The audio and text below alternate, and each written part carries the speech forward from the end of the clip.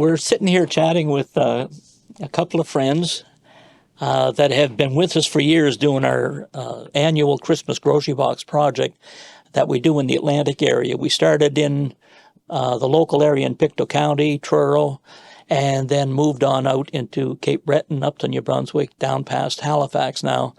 And so there's been a lot of volunteers that have worked with us over the years. We're going into our 33rd year this Christmas.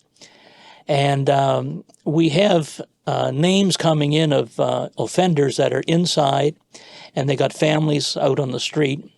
And so the chaplains send their names into us, into our office. That begins in September.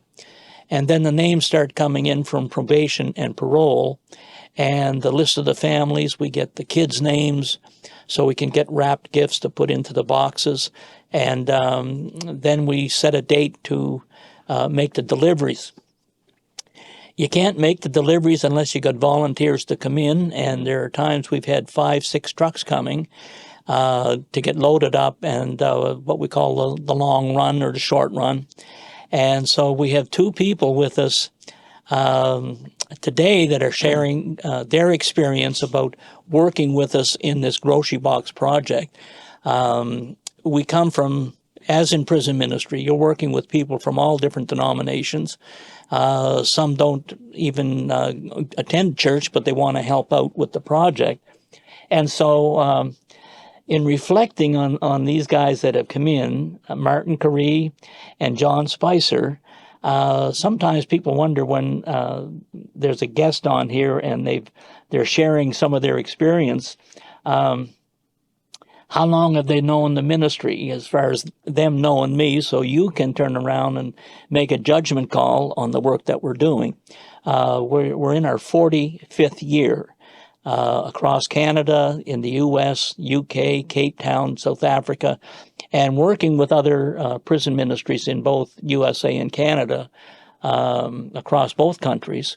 But when we sat down here just a few minutes ago and going over some of the stuff, I'll introduce Martin Carree, has been with us for a long time.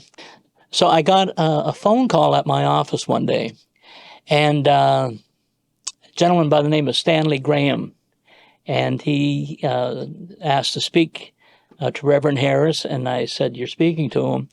And he introduced himself, and he said, "Reverend Harris," he said, "my church wants me to retire from my activities in the church." And he said, "I'd like to get involved." Now, sometimes people wonder in prison ministry, I'm retired, what have I got? We got a lot of knowledge, we got a lot of experience that we can share with someone who hasn't had anybody guide their life and help them, right? So here's this voice on the other end of the phone, never met him before. And he said, "I was a Sunday school superintendent for 50 years. That's a long time. So I'm thinking, this guy's past 18. So then he said he had taught Sunday school, and then he was in the choir, and he loves music and all this stuff.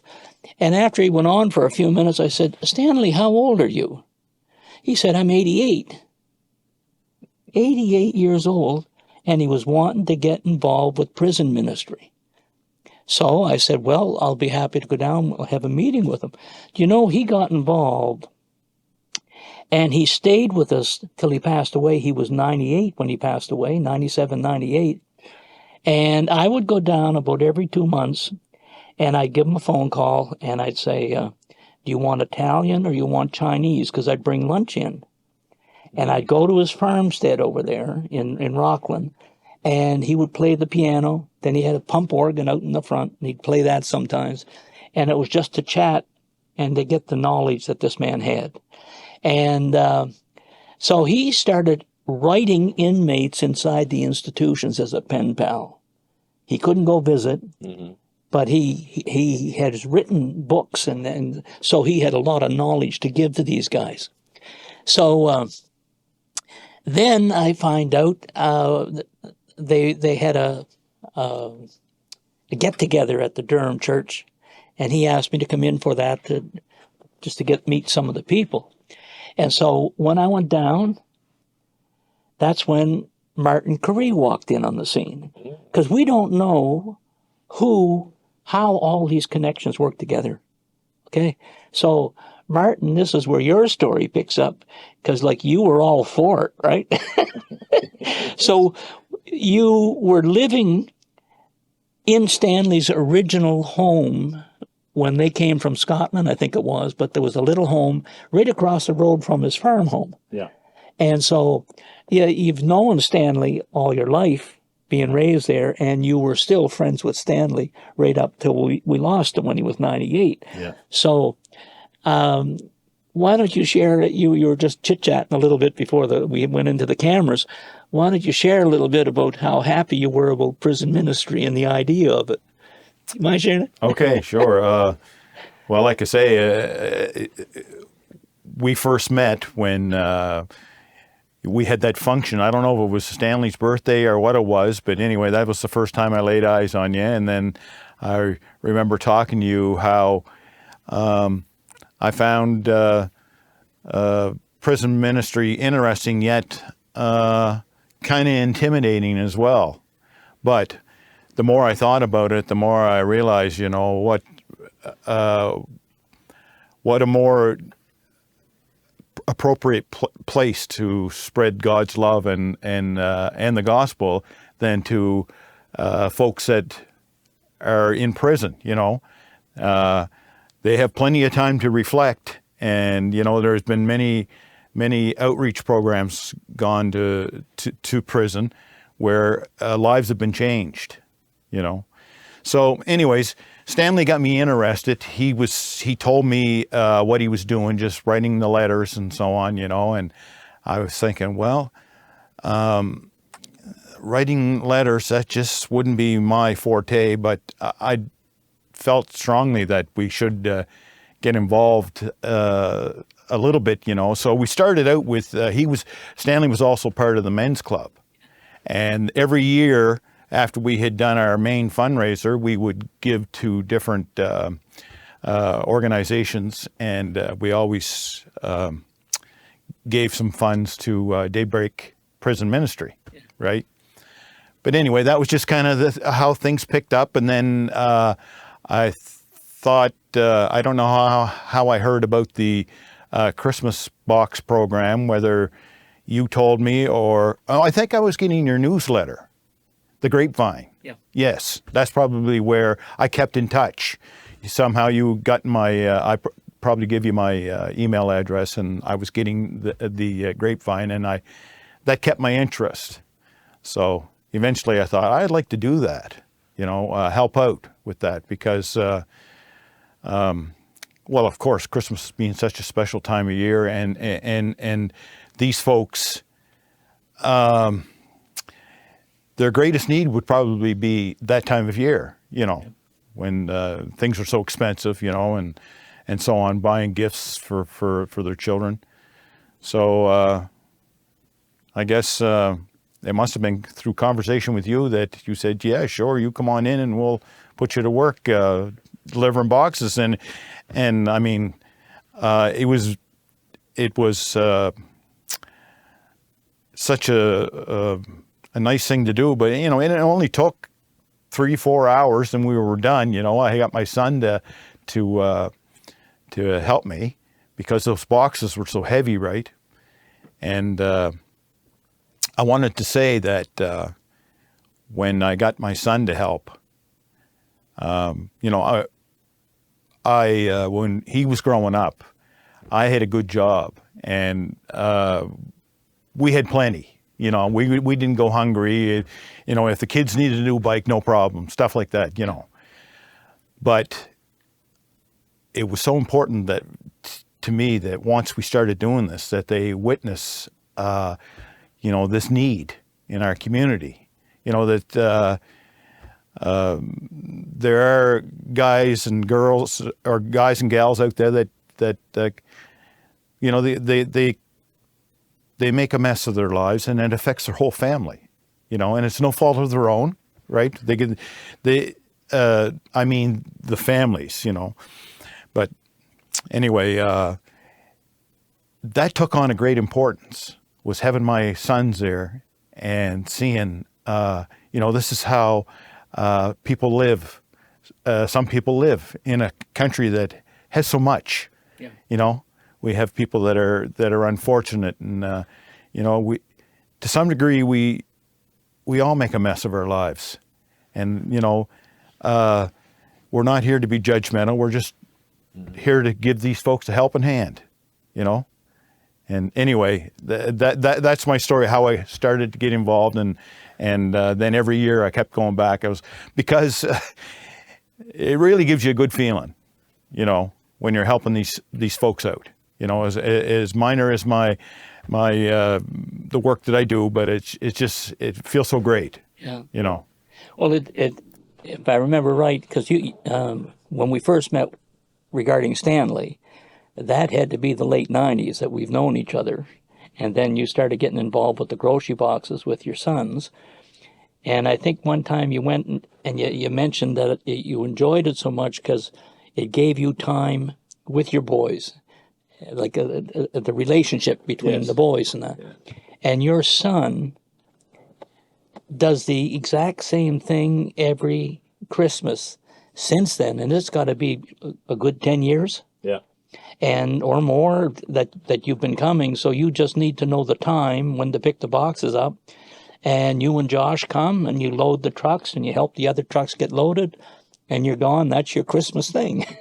And that's the only time I see you other than, but so it has a very strong impact when we see what other people are going through and the needs that are there, because it is a very tough time. Now, this is going to be shown in the U.S. as well. Well, if you're down in Florida and in southern U.S., you're not worried too much about the winter. But when you're up here in Canada and you got winter for 3 or 4 months with large storms, it's a very costly place to live as far as trying to heat your home and stuff. And so they got to juggle with their financing. Am I going to put food on the table? Because we need heat. We need oil in the furnace, So to have people coming in situations where they're already stressed out and they don't even know what's in the box. These people, they get the box for the first time. And the names would have come through a probation officer or a parole officer or the chaplain of an institution. So they don't know all the details of how this box actually got there until they start looking inside, and there's groceries outside the box. The turkey and vegetables are outside the box. The wrapped gifts for the kids, that's outside the box. And inside is all these groceries, canned goods, and you got fresh apple pies that they make at the store the night before we do the deliveries, and it's all fresh baked goods. And it's overflowing a 5 cubic foot box. Mm-hmm. What stirs me is when you go to these places, go to these homes, and the guy is always looking to be the macho. And so I always knock on the door and, can you help me with this box? Because usually when I'm on the long run, I'm on the long run by myself because it's a long trip that whole day. And I like seeing them come out to show their stuff, right? And they lift that box and they get halfway across the yard and their knees start buckling because they can't do it. But it's the same thing. It's that feeling of walking away that you've known through the help of so many people, you were able to bless these people. Yeah. When we'll switch over here to John, we were going back a long time, because when I first moved to New Glasgow, that would have been around 1969, and I went into New Glasgow High School, and I went to high school in grade 11 with his brother Robert, and so John would have been younger, and so there wasn't much connection other than probably at the church at Calvary Temple or something.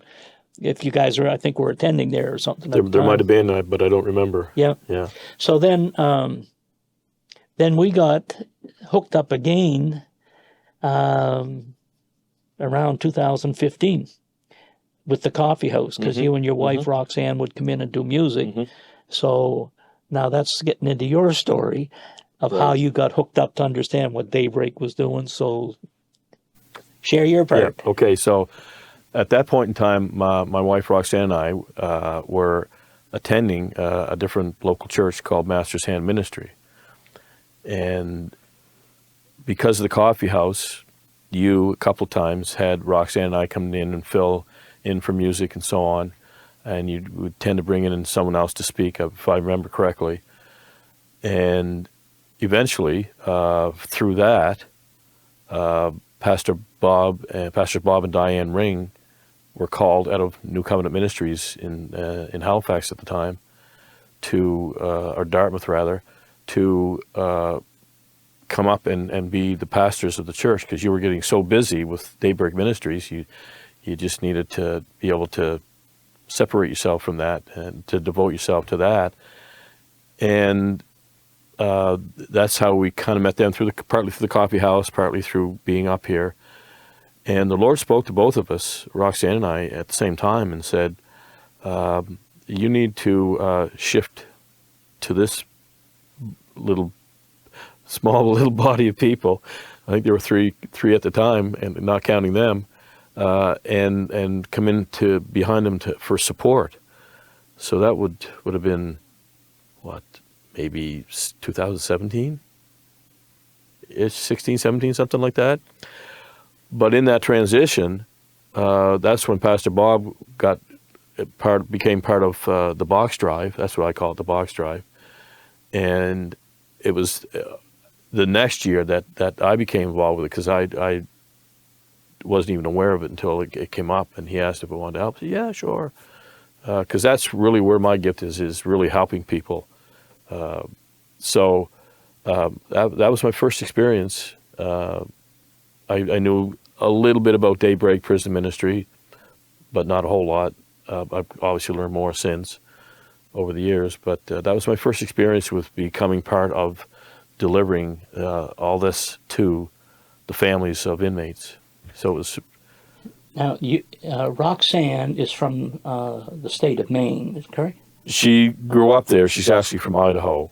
Idaho? So she's even further. Even further, yeah, the other side of the Okay. country. So she was born there, and then the family moved to Maine. Yeah. So she grew up in there. Yeah. Now, you were living down in the States for a long time. Yep. And then were you guys, I think, were attending a Bible school or something in Maine? Or No, that's how we met. That's how where you we met. met in 1982-ish, 3, yeah. At the Bible school there? Yeah, New Brunswick Bible Institute up in Victoria Corner, New Brunswick, just below Heartland. Okay. Yeah. All right. And then you just came over to Canada. Well, we got married in 1984, stayed in New Glasgow area for a couple of years, and then the Lord took us down to Maine. So we were there to be in the area where she came from, and we were there for about 25 years, and were part of a couple of very, very good Bible teaching churches there over the years. And that's where I became more involved, and her too, in music ministry, youth ministry. Actually, at one point, I was the overseer of a youth band at this one particular church body we went to. That was a lot of fun. Certainly had a lot of dynamics working with teenagers, boys and girls. So that was a learning curve. But eventually, one of our visits to see my family here in town, my 4 siblings came to me separately, never talked to one another, but just came to me separately. I knew the Lord was moving because of that, saying, you need to move back, because my parents were getting up there in age and so on, and I don't know why that needed to be me, but I guess it's almost seemed as they felt like I was among them, the spiritual leader. I'm not sure really what that was about, but so after some prayer and talking it over with Roxanne, about a year later we moved back. So 2009 December, in a snowstorm, we arrived in New Glasgow. Stayed with my little sister for a few months until we got a place of our own, and yeah. Both of you are ordained with Pastor Bob and Yes, Diane. through New Covenant so Ministries. you're ordained ministers working Yes. through the church. Yeah. It's interesting talking about you came back in a snowstorm. because when we go out and do our grocery boxes, there are sometimes when we're loading the boxes, we're there early finishing the packing from the fresh baked goods from the night before. So we start loading up all these trucks. And I got pictures where there's one guy from Truro, and it looked like the truck that the Beverly Hillbillies used going into. It was literally rounded like that with tarps on it. And that guy and his son were taking that over Mount Tom in a snowstorm, because we can have sunny weather here, and 20 miles outside of town, when you get up on Mount Tom, or you get over by Parsboro through the valleys there. Blizzards. Oh, yeah. And so you literally, it starts getting dark around 4. Mm-hmm. Most of our deliveries are in the rural areas, so you're trying to find this farm road, and you can't. There's no signs, right? And so you're out there backing into little skinny yards type of thing, trying to find this place and find out they don't live here anymore. That's a hard thing, because everything is regimented so much with the time, with our trip, right? Mm-hmm. And so the phone number you get from probation, parole, or the chaplain, by the time you start making that call, they don't have a phone anymore. And then you find out they don't live here anymore. And then you're stuck with this grocery box. What do you do? It's nighttime, and you're right so close to Christmas, and it's on a weekend thing.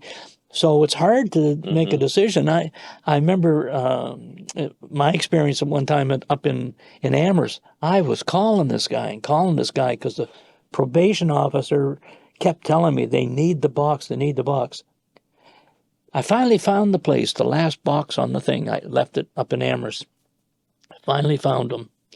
And when I went over and knocked on the door, I asked the guy, is so-and-so here? Oh, no, he doesn't live here. I said, would you know where he lives? Because this is the address they gave me. Oh, he's right here beside the house. And he was in a travel trailer that you'd pull behind your car with 3 kids and his spouse, and it was covered with blue tarps to keep the water out of the trailer, and he had his electricity coming from a plug from the side of the guy's house, and he would only use the phone to make a call trying to reach me, and he couldn't reach me, and I couldn't reach him. And you finally get, if I had went away and get back to New Glasgow, but I got pictures with him as well. And he had one of these things, he was going to be the macho man, right? And it was fun to see him. I enjoy watching that, okay? Too many cartoons in my earlier years. So that picture sticks out in my mind, where they live. Now, when it comes to people trying to understand the need that's there, Martin, you shared one, I think it was the year before, or it might have been this past Christmas. You and Josh went, and the young man that was kind of very antsy, like very up in the air and all that, and how you said you had written a comment for my newsletter, and I included that, what stood out in your mind on this trip. Yeah. Would you mind sharing that? Because that's a powerful thing when we think everything's going great for everybody that we see. Yeah. Can you just share that? Yeah, sure. I think it was year before last, and you had us doing some deliveries over in Truro. Anyways, we came to the place, and I went to the door, and a young man came out and made sure that we had the right person, and we had just making some small talk, and told him about making our delivery, and so he kind of opened up to us, and we didn't see the kids, but he said that they had a couple of kids that he was looking after, and I think they're like 5 or 6 years old. They were very young ones. Yes. I think I was trying to think in my mind how old they were, but I don't think either one of them were in school. They were that young. Yeah. Anyways, he went on to tell us that just a month or two previous to us being there, that his wife, or the mother of these children, had taken her own life, and anyways, he was very friendly and outgoing, and we gave him the box, and we had talked some more, and I wished him a Merry Christmas. But it was just like, talk about shock when we left there, just thinking about that man, that young man looking after these children, and holding it together, right? Like, what kind of a strong person would you have to be to handle that, to be level-headed? And here's the Christmas season coming, and there'd be so much responsibility and things to do, and it was just so. I was just so grateful that we could help that young man, just to ease his burden a little bit, and especially, like you mentioned about all these bills are coming in. You need to run your regular household, and then you get these extra burdens with Christmas, And anyway, that's going to stick with me for a long time, and I know it affected my son too. We just kind of thought, wow, that's something you see on the news, stories that tragic, right? Yeah. And here we were talking to this young man and getting it firsthand, So that really moves your heart. Yeah. And you don't expect it, because when we get this information coming in on the forms from parole and probation and the chaplains, they don't fill that information in. You're just seeing the person's name. You're just seeing the kids' names, whether they're male or female, and their ages, so we can get the appropriate gift for them. And you get an address. You don't know what you're walking into. Exactly, yes. Yeah. Yeah. And it's a shock, really, some of the stuff you run into. I ran into a young man that one of my kids played hockey with. We made a delivery to his place, and, it was just like, and my son that was with me, he didn't play hockey with him, and his dad coached the hockey team, and you just think, it's just, it's kind of shocking when it's a person Yeah. I mean, it's bad enough you see their living arrangements and all that stuff, and you're kind of put back as to how some people have so little, right? But then when it's a person that comes back to you from your past, and his upbringing, basically, and how even with a decent upbringing, you can still mess up your life, So it was really, and again, it was really gratifying helping this young man out. You just that's when you think about those things, it's in the back of your mind, but front and center is just helping people out. Yep. Bottom line. And you go away feeling what you've done has been a tremendous help to them. Yeah. And John, you had written one, because I think you guys had a van, and you were we had a van, down Sheet Harbor way. So when people around our area, they might know where that is. When other people that are seeing this, Sheet Harbor, it's on the east side of Nova Scotia, right on the Atlantic, I believe, on the water. So we go on areas that are on coastal, a lot of places. And it was an incident where we had the address, but the person wasn't there. So you, as I did with that person in Amherst, you thought, well, I'll give it one more shot, try to reach the person. And you got into talking to him, and he told you where to come. And then, because that stuck out in my mind, because you were almost gone, and this was the last drop-off type of thing, because you guys had to get to Halifax as well. I think you came back 2 or 3 times trying to find the place. Yeah, we were back forth a couple of times, and we had to go to Halifax and up through Musquodoboit for one, and it was, that's a whole other story. Yeah, a long one. Yeah, so what happened was the previous year, the guy was in one place, and that was no problem. So apparently the information came in that he was still at the same address. And so we went there. There's nobody, new person living there. Nobody knew anything. Somehow, I think we got a phone number and there was also a mix-up with the address, the civic address, and we finally found him.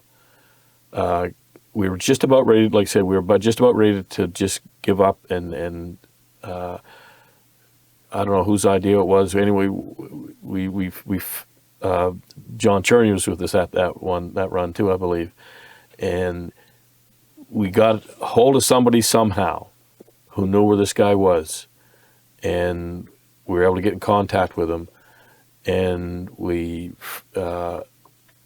actually had to backtrack further than we expected, and finally got into where he was. And he was very apologetic. He didn't know how it got all mixed up, whatever. But it was, again, so appreciative to get. He understood because we'd been there with him before, delivered to him the previous year, so he understood what he was getting. But still, there's this almost like awe of what the amount of what they're getting, and the efforts that it takes to get to them. He just was so thankful, so appreciative. I find that with everybody. They're all like that. They're all just so appreciative. Can't thank you enough. And there's a few other stories. I know I mentioned a few to you about the lost box. That's a great story. But yeah, that's how that it turned out well. And I remember he was trying to thank you, and he couldn't get the words out. He was choking up. Yeah, yeah. He was just didn't know what to say. He just, as the saying goes, he was lost for words. He just all teared up, and then I get that way too. People are, I'm almost there now, just thinking about it. Well, when you run into these things and it's unexpected. Yeah. When you were talking about the gentleman that had lost his wife, and I was doing a delivery, it was the same thing. We have gotten calls, and then probation has to say, well, we got this other name, and we can't, to make a decision, this person could really use it. And so, well, then we're taking the box from this, because you got to set a limit of how many boxes, so you get your groceries all ordered in for so many boxes. Yeah. And so then you turn around, probation would turn around and then call the family to let them know that the box was coming. And then they would hook us up with the family that we're taking the box from. But we were able to go and take the same money and go and get grocery cards from the local. It's too late then. You're a couple of days from Christmas.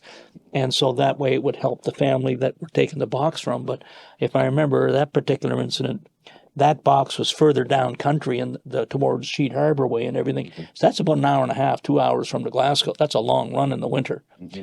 So when you work with some of that stuff, I went into one place and there was 4 or 5 children, and they all stood there to get a picture taken with their dad and mom. And I thought it was the dad that had done time. It was the mom that had done time. And just like Buddy that lost his wife, this dad kept working with 4 or 5 kids going to school, and he kept the family together while mom did her federal sentence, and then she was home for Christmas.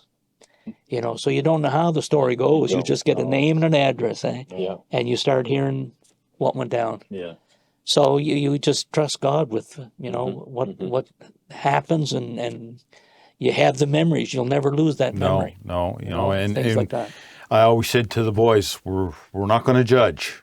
We're just going to help these people out. Yep. Because it's easy to judge, Yeah. And, you come in some of these apartments and you're thinking, what living conditions, like, I mean, I remember even in Glasgow here, it was on the 3rd, I think maybe it was an attic of this building where these folks lived, and they were in the temperature in that apartment was cold. I'm thinking that probably the heat was shut off. They're just getting what's coming up from the other apartments below, right? Yeah. But they were all wrapped in blankets and stuff, and very shoddy conditions that they were living Yeah. in. You know, almost when you looked at it, you would think that it would be unsafe living conditions. Right. Yeah. And anyways, your heart goes out to them, you know. Well, I thank you both for joining us on this segment of the program and sharing about your heart going out to them, because it does take you. It does take you. And if you got a long day of on the road traveling, and every house is different, and you don't know what to expect, and they don't know what to expect, you know. So it's a powerful thing at a time when it's a very low area in all of their lives in the home. And then to have, that's a good week's groceries of, it's not just the turkey and all that. I mean, they got canned goods and Cereal, you name it. It's all in there. loaded, yeah. It's all in there. Napkins, Yep, all of it. toilet paper, everything's in there. Like it's a whole, you don't have to go to a store, you know, so. Do I have time to share one quick story, quick minute? Is that okay? We got an hour. Yeah, okay, great. I think I can do it in less than that. This is my favorite story. It's the best one of all of the 4 or 5 years I've been doing this. I think it was either the first run with Pastor Bob or the second year. We went to an apartment building, and I had one box. I might have been the biggest one that I took in. Pastor Bob was coming in behind me, but I think someone stopped and asked him a question about what we were doing. And when we walked straight in, it was a fairly long hallway, longer than this room, to an elevator bank. There were 2 elevators, and I pushed the button. I thought he was right behind me. I wasn't even paying attention. And I pushed the button, and the elevator was already there, and I looked, and where's Pastor Bob?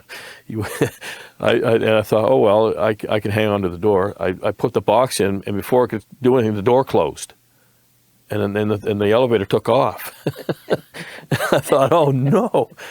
I thought, what do I do now? I'm trying to get Bob's attention, and I realized, oh, there had a monitor up on the wall. You could see the different floors where this stopped. It was only about 3 or 4 levels in this place, stories. So I could see the door of each elevator when it would open, where it was coming to, and. I'm half trying to get Bob's attention, and I'm half watching this monitor, and then I saw the door open. I could see the box, and I'm thinking, oh boy, I hope nobody sees this, because they'll grab it, that'll be gone. and then it came back down. By the time I got a hold of him, the thing actually came back down. The box was still there, hallelujah. And I'm trying to explain to him we're getting the rest of the stuff in there. We had to go up to the 2nd floor, if I remember right. And even better than that, was we went in, and the woman was there by herself. We brought all this stuff in, and she was like, her jaw just hit the floor, and she started to cry, and she just had no idea of the amount of food that was in all this that she was getting. No idea at all. And again, the same situation as the other young man. She got so choked up, she couldn't even talk. She was just so emotional with it. And I wish I'd known that it was okay to take pictures and stuff. I just thought it was private stuff. But anyway. You need to ask. Yeah, you need to ask. So it was such a blessing. That was probably one of the ones that spoke to me the most about how much people appreciate what is done through this ministry. I think a lot of the times that when people, after you leave, I mean, you're only there for how many seconds? Yeah. I think it's after when we leave and they get looking around that it sinks in a bit. Yeah. You know, Probably. it would be, I think that would be me. It would be kind of like, you know, once you looked around and said, oh, wow, this is unbelievable, especially when you get rooting through that box and stuff, you know. Yeah. And so who knows the emotions after you're taking you leave. It's just, it's fun to even think about that to me. Well, everything is, the fluffy stuff is on the top, like the baked pies and the fresh bread and all that stuff. It's all the heavy stuff is underneath. So when you start taking off the layers and you realize how much stuff is in there, it is Yeah. Yeah, it'd be quite. Those boxes, you're talking about the weather earlier, Royce. We usually took a tarp, but that doesn't stop the bottom of the box of the truck getting wet. Right. You know, so Yeah. and the last couple of deliveries, you're pretty careful with that box because you're afraid that the bottom's going to fall out of it. You know, because like you say, there's a lot of weight there. Yeah. Yeah. But anyway, I never had one come apart. Thankfully for my son, he does. Take him along in part for his strong back. Yeah. Well, I appreciate you both for coming in. I thank you for all the years you have been involved with it. And part of what we're doing here and with our programming, it's not just Daybreak. Anybody in their communities can get involved because you got these people in your communities. Mm-hmm. And when the angel turned around and he came out to the shepherds that were taking care of their sheep, and he said, I bring you good news. When he announced to them, I bring you good news, and it's of great joy. Great joy, yes. And it's for all the people. Yeah. Not just your church. There's people here in this here halfway house. There's people here. I'm going to get preaching here if I get going. Okay. But thank you so much for coming with your time. You're very welcome. and Glad to sharing do your it. stories. Yeah. People need to hear that. And it's good of you to share it. Thank You're welcome. You probably got lots more too. Yeah. God bless you guys. All right. No, thank you for having us. Okay. Yeah. Only Jesus, only Jesus, only Jesus can set the captive free. Break the chains of sin that bind, free the soul and free the mind. Only Jesus can set the captive free.